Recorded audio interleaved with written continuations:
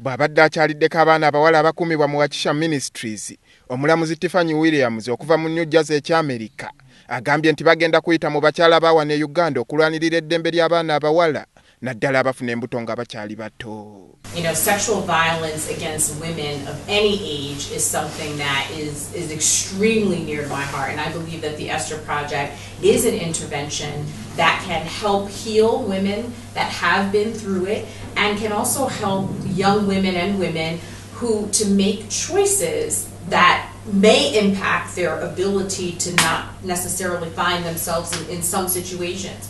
Omuwendo gw'abaana abawala abafuna embuto nga tebanneetuuka guli waggulu nnyo kumpi ebitundu 5 ku 100. Kino kyeyolekera ne ku muwendo gw'abaana abava mu masomero nga bangi tebasobola na kumaliriza kibiina kya 7. Kino kiwaliriza abakyala okwekolamu omulimu mu kibiina ekya New Faces, New Voices okulaba nga abaana bano tebafiirwa biseera byabwe eby'omu maaso. Okutuusa emyezi 9 bwe bagenda buli afuluma ne waiting list ogenda okulaba nga abalala bayingira kati ne twesanga nga buli mwezi namba yeeyo 30.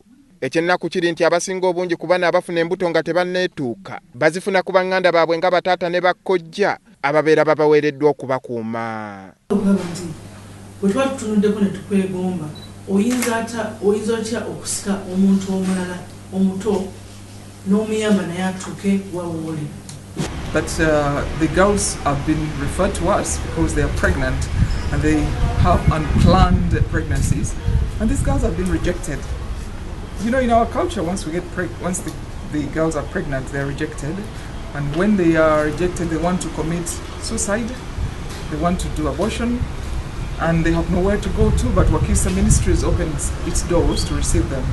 Omuwendo gw'abaana bano gugenda gweyongera buli lukya oluvannyuma lw'abamu ku bo kubanga bakoppa ebyo bye balaba ku mitimbagano gy'amawulire.